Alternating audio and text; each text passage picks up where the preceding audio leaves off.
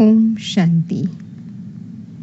26 मार्च 93 की अव्यक्त मुरली। अव्यक्त वर्ष में लक्ष्य और लक्षण को समान बनाओ। आज बाप दादा ने विशेष हम बच्चों को संपूर्ण बनने के लक्ष्य को प्रैक्टिकल में लाने की बहुत सहज विधि पक्की कराई है। बाप दादा ने कहा कि सभी बच्चों के मन में उमंग उत्साह है। सबका यही दृढ़ संकल्प है कि हम सभी बाप समान साकारी सो आकारी और आकारी सो निराकारी बन जाए। लेकिन बाप दादा ने देखा कि बच्चों के लक्ष्य और लक्षण में अंतर आ जाता है, तो इसका कारण क्या?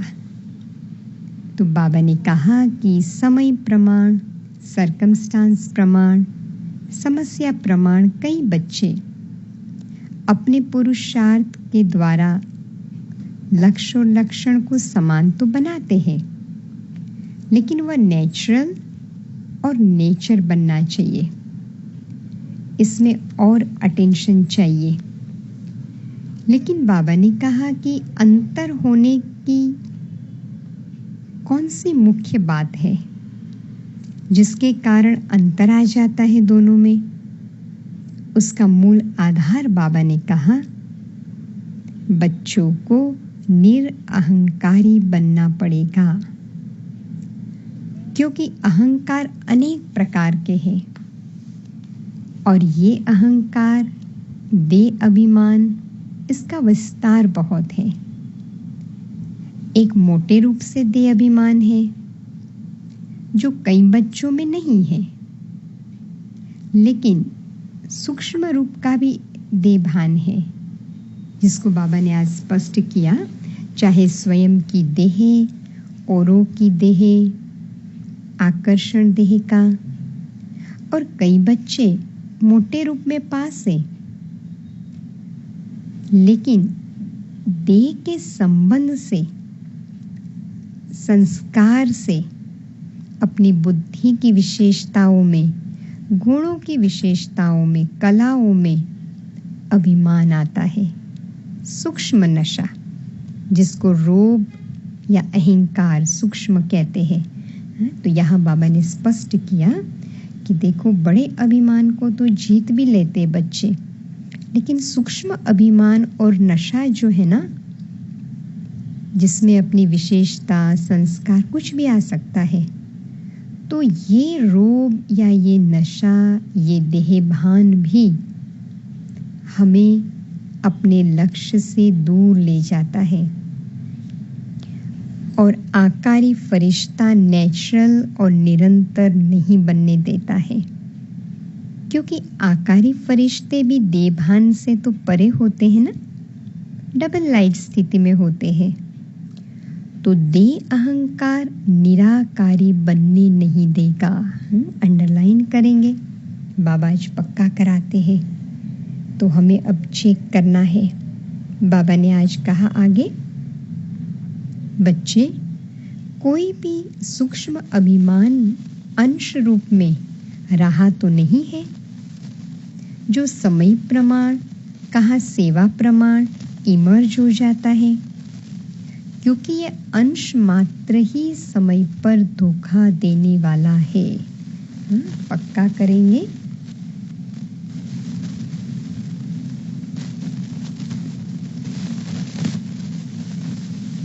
बाबा कहते हैं ये अंश मात्र जो है ना, वही समय पर धोखा देने वाला है, तो उसको हमें चेक करना पड़ेगा।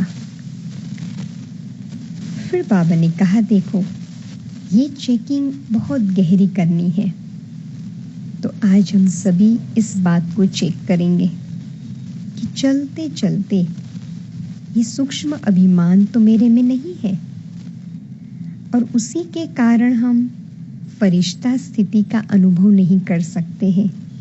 फिर बाबा ने कहा, देखो, कई बच्चे चलते चलते अनुभव करते हैं निराशा आ जाती है, अकेलापन आ जाता है, व्यर्थ संकल्पों का तूफान आ जाता है।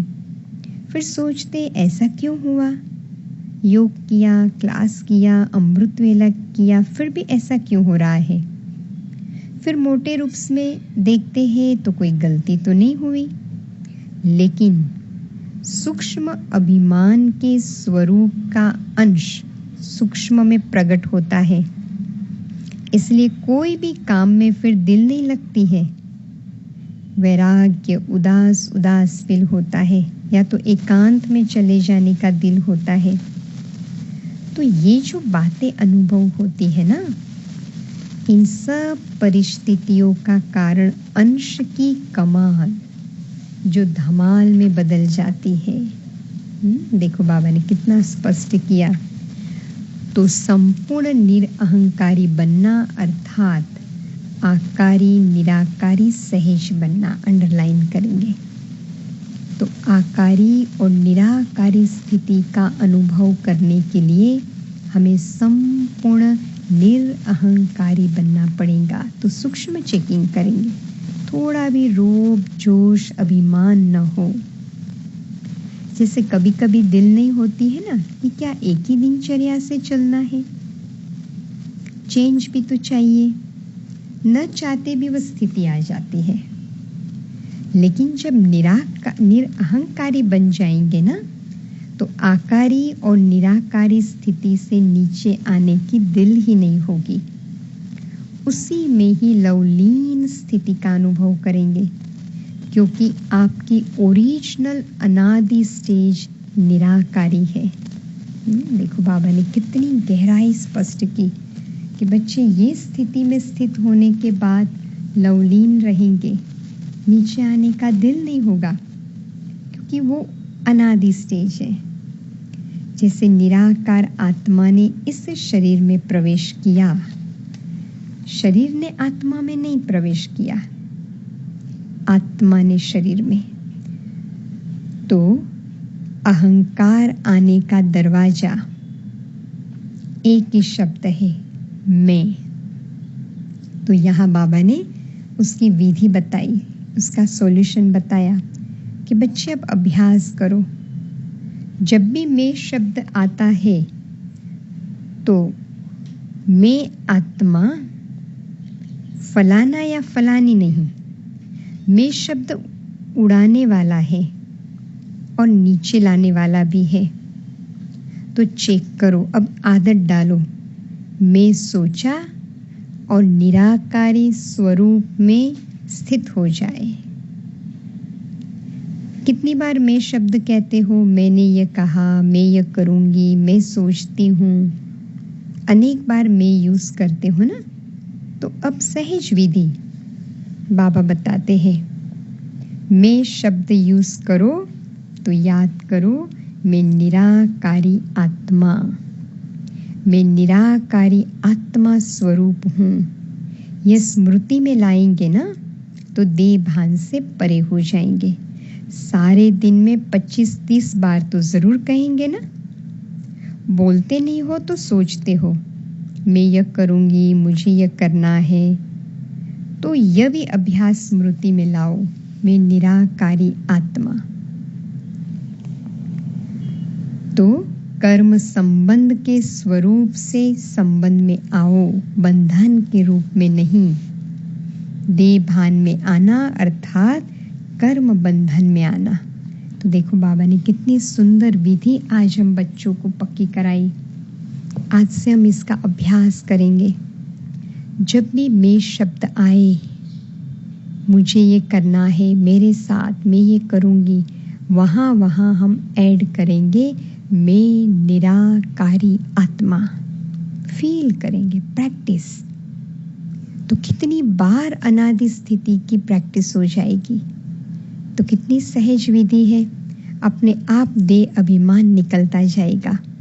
और फिर बाबा ने कहा निर्माणता आ जाएगी, और यही निर्माणता महानता की निशानी है।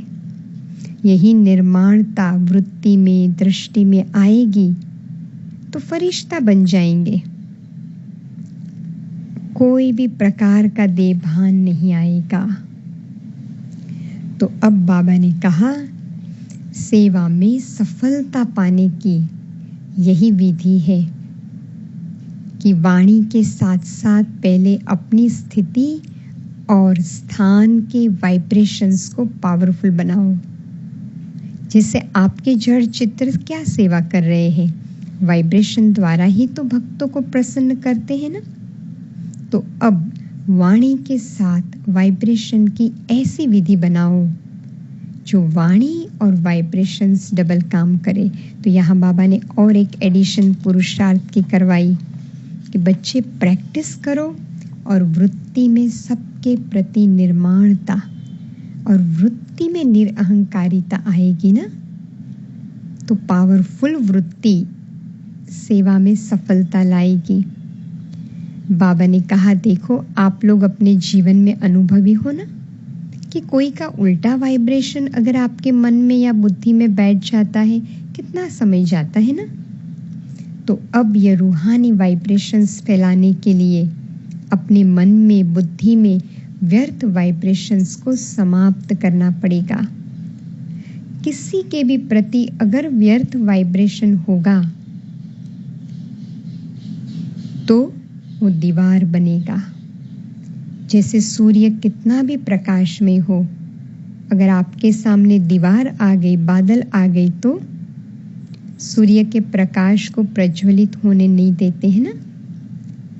तो जो पक्का वाइब्रेशन है वही दीवार, और जो हल्के वाइब्रेशन से वो हल्के बादल या काले बादल है, वो रूहानी वाइब्रेशंस को आत्माओं तक पहुंचने नहीं देंगे।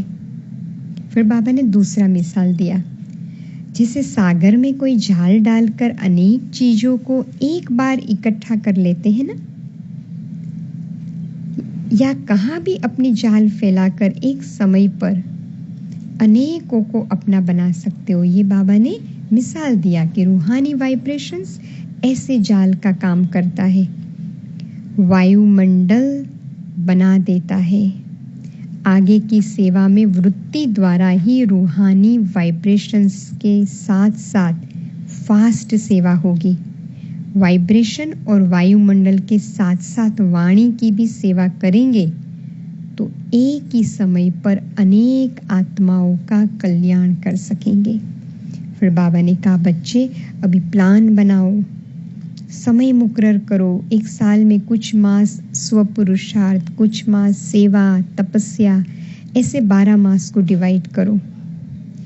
तो एक बात विशेष पक्की करो, मन बुद्धि से स्वयं के व्यर्थ वाइब्रेशंस को स्वाहा करो।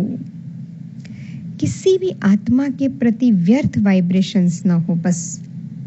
फिर बाबा ने कहा, करेंगे स्वाहा, कोई कैसा भी हो, लेकिन आप नेगेटिव वाइब्रेशन को बदल पॉजिटिव वाइब्रेशंस रखेंगे तो वह आत्मा नेगेटिव से पॉजिटिव में आ ही जाएंगी, आनी ही है। देखो भगवान गारंटी दे रहा है, क्योंकि जब तक ये व्यर्थ वाइब्रेशन मन बुद्धि में है तो फास्ट गति की सेवा हो ही नहीं सकती। अंडरलाइन, इसका हम प्रयोग करेंगे। आज से हम अपने भीतर जाएंगे, चेक करेंगे किसके प्रति नेगेटिव या व्यर्थ वाइब्रेशन है, उसको समाप्त करेंगे, उसके प्रति पॉजिटिव वाइब्रेशंस रखेंगे तो आत्मा चेंज हो जाएगी।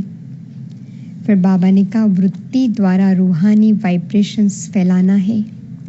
वृत्ति रॉकेट है जो यहाँ बैठे बैठे जहाँ भी चाहो, जितना भी पावरफुल परिवर्तन करना चाहो कर सकते हैं।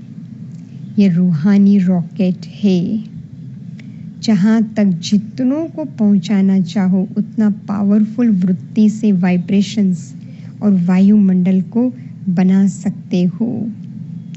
चाहे वो रियल में भी रॉन्ग हो, लेकिन आप उसका रॉन्ग धारण नहीं करो।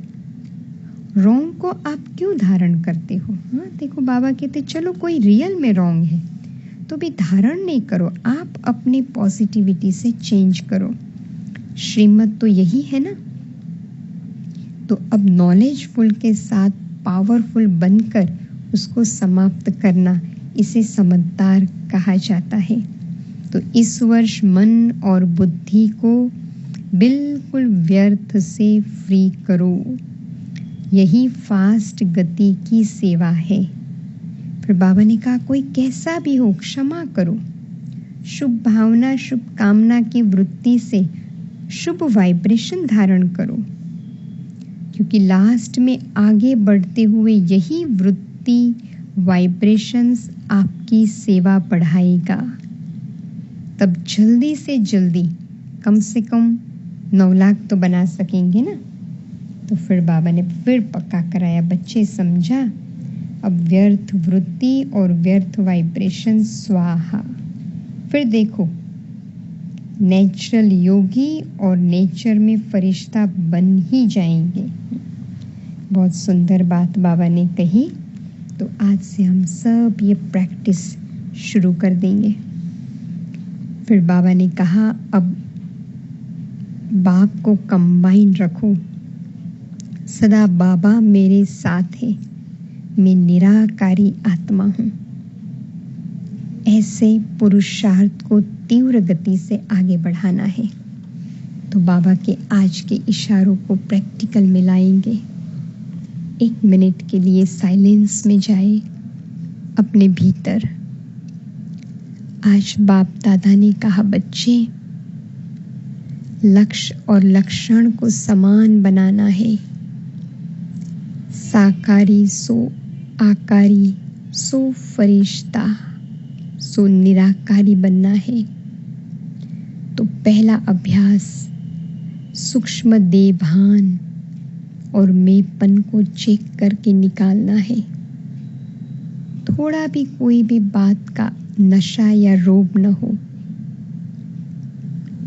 दूसरी बात बाबा ने विधि बताई, मैं की जगह मैं निराकार आत्मा हूँ।